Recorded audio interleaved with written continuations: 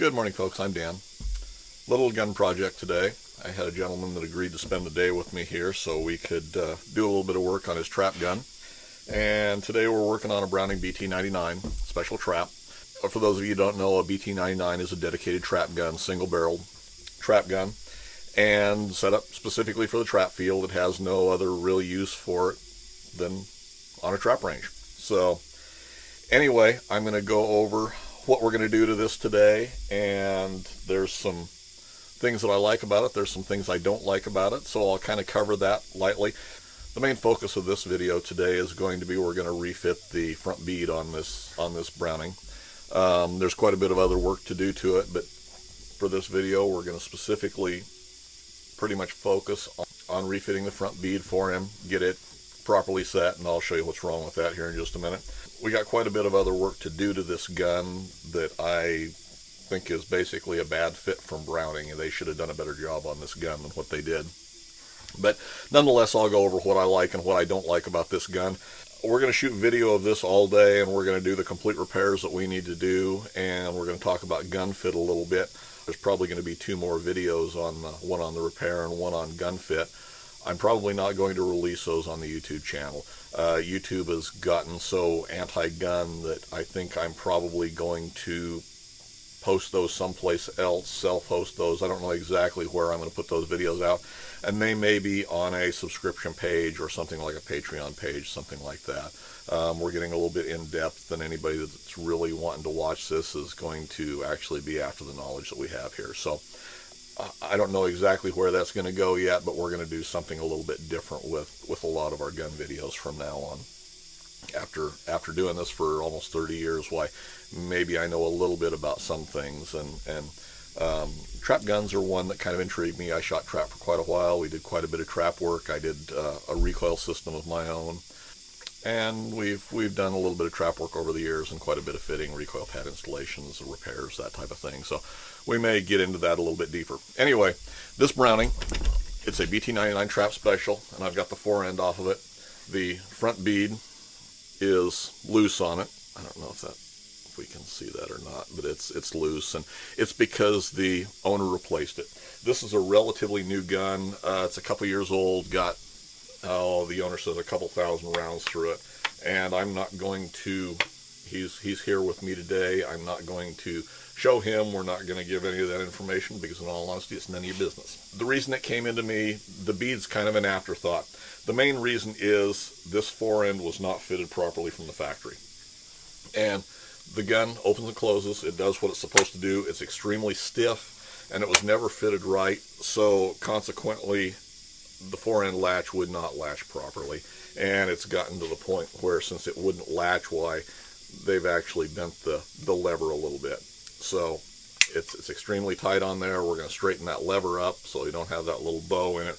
We're going to fit it properly to the fore end, and we're going to loosen this gun up a little bit so it actually operates the way it should have operated from the factory.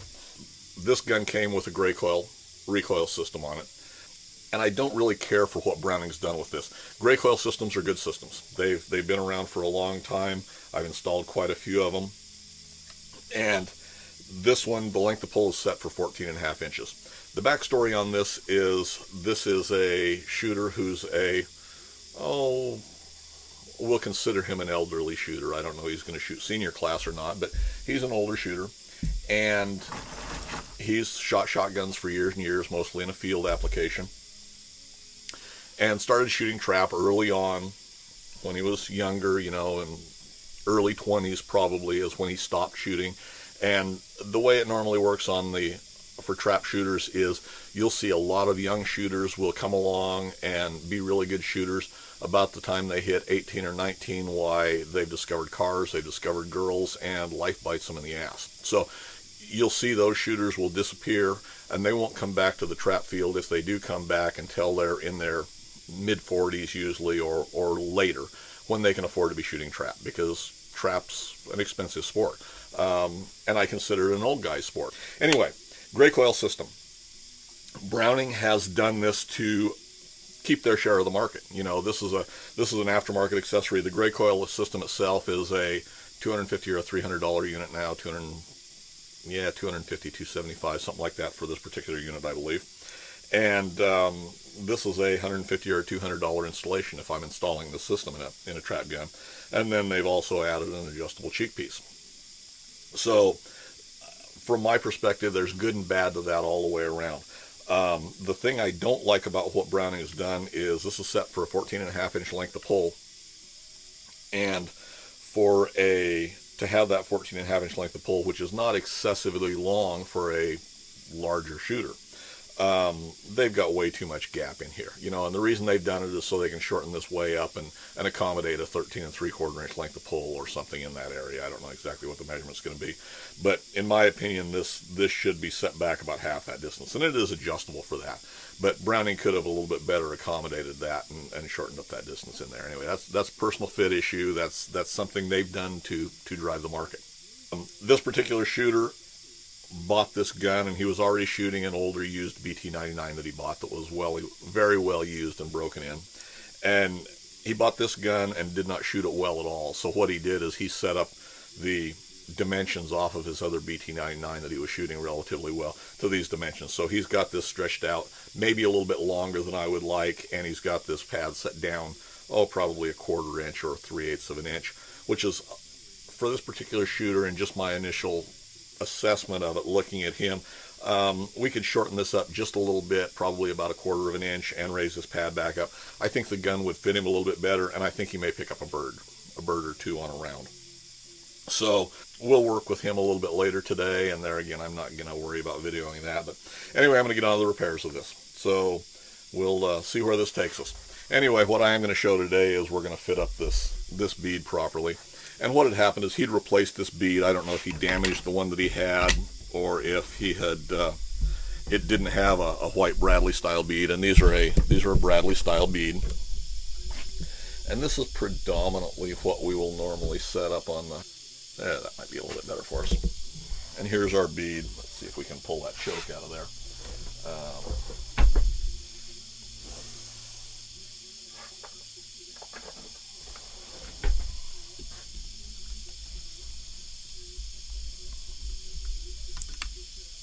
Oh, maybe a little bit tighter than that.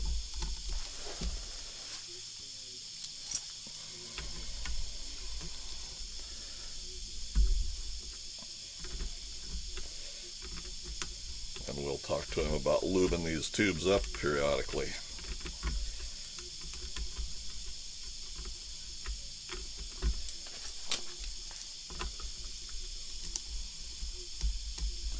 You want to keep these tubes lubed up.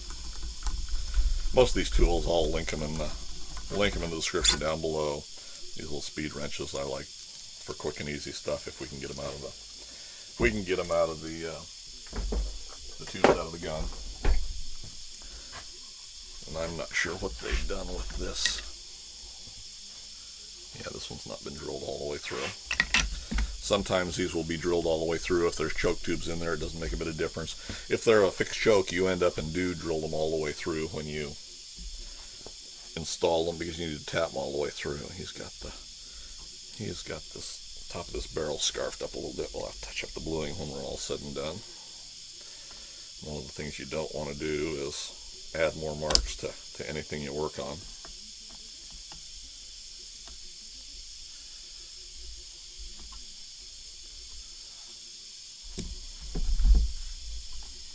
So he put the bead back on here, and it's a little bit, it doesn't line up quite right. It's a little bit long, which means we have an index problem probably. So what we're going to do is just face this back down.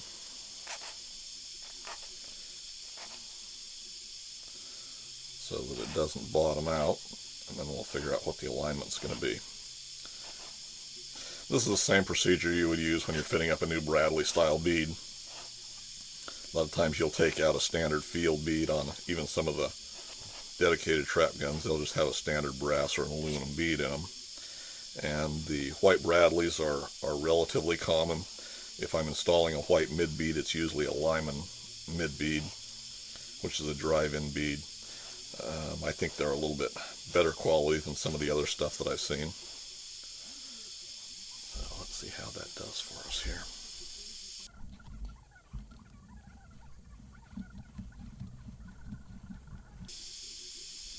see, we're 3/4 of a turn off from being correct for alignment. So we need to face off the bottom of that bead just a little bit, or the base of that bead.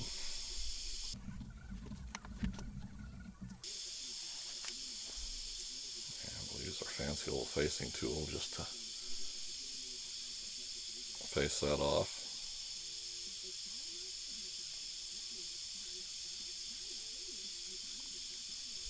You don't want to get too carried away when you do that. You can do that 2 or 3 times and have it line up right. If you decide you're in a hurry and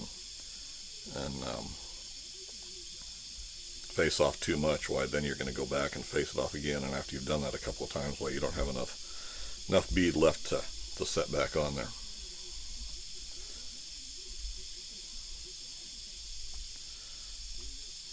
Didn't gain nearly enough. When you put these in there, 1/8 to 1/4 of a turn is the most stretch that I want to see on one. If you go much more than that, you stand a chance of either breaking it off at the bench or under recoil after a couple of shots. Why, it'll shear that bead off and it'll be gone. And if you're the one that did it for a customer, you're liable for it.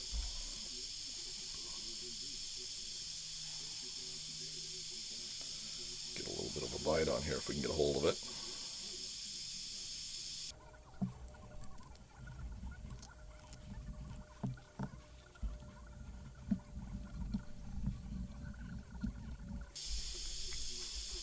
See, we faced that a couple of times and it's not moving, so we're still a little bit long on the shank, apparently. These beads will come in several different shank lengths, or shank diameters. The most common is going to be a 648. This is probably a 356, which is what it would have come with from the factory. The Benelli's, Berettas, that type of thing have a metric. And if you're going to gunsmith these guns, you're going to have a selection of all of them in stock, because beads are a fairly common replacement item.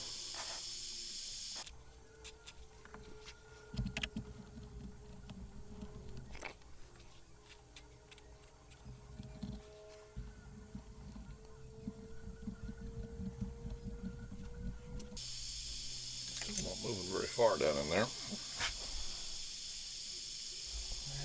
Be our bottom there.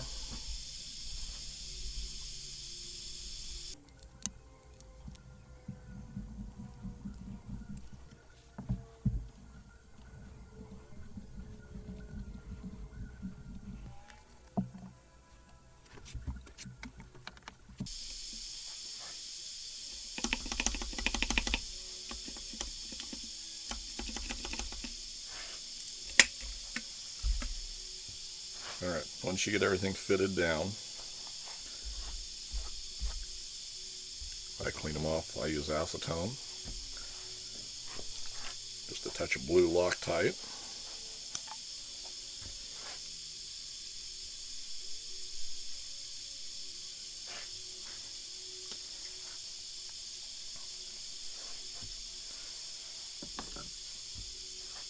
blue Loctite on this. Don't use red, guys.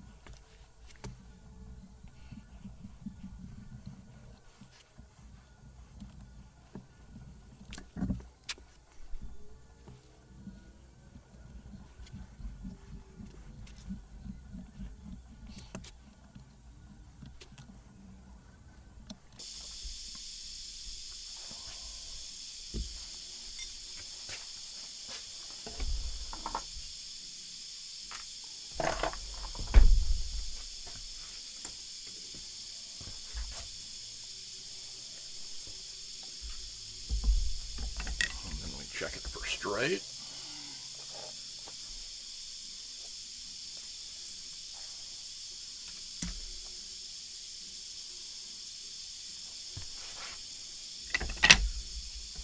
And once you get her straight, then we'll go back and touch it up a little bit.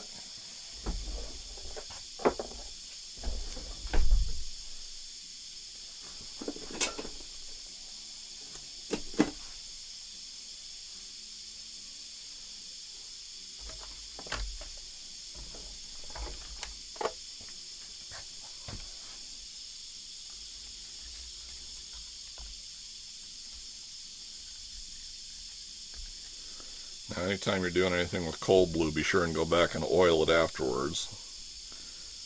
Otherwise, it will start to rust. You'll get a little bit of brown smut going around over it.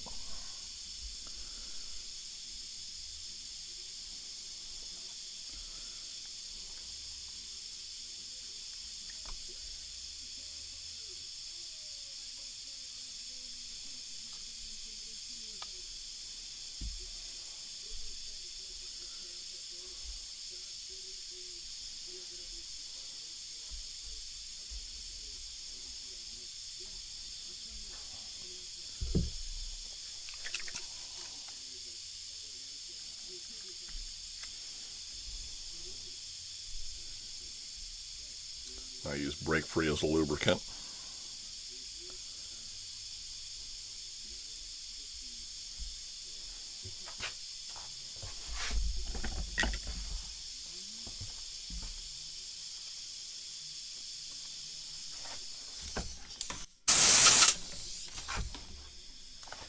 And there you've got a good professional installation.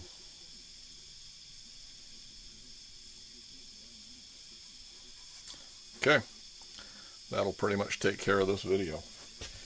We've got that part of it done, and we'll go ahead and start refitting that fore-end latch. That'll be the next thing we do.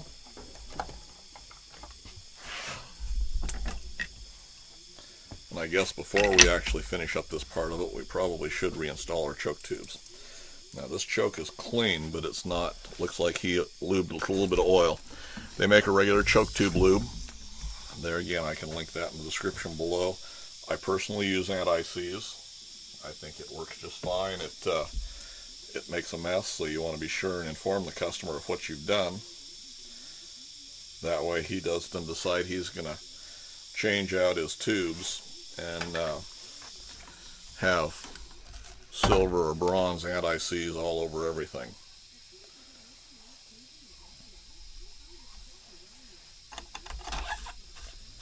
So that's on my list of things to do, is be sure and tell them what I've done.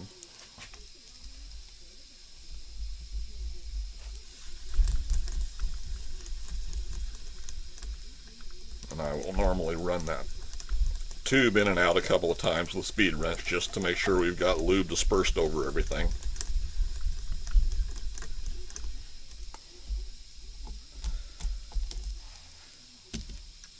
Now, when you tighten up a choke tube, you don't want to over tighten them. I would rather see a choke tube too loose, inform the customer that they need to be sure and check it a couple of times throughout the day just to make sure that it's tight. Quarter works just fine, and that's plenty tight right there. So there's that part of the repair done. Wipe off that anti-seize we got on there now.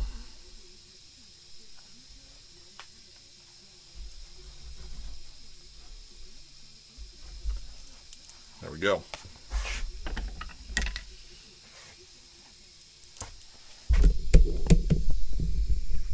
Alright, we'll periodically release a few gun videos as time goes on, probably on YouTube, unless they just decide it's really bad and completely do away with us there. So anyway, if you found this helpful, why go ahead and hit that subscribe button if you haven't already. If you hit the bell notification, you'll know when I put out a new video, and any comments or suggestions, leave them in the comments section for me below. Thanks for taking the time to watch, guys.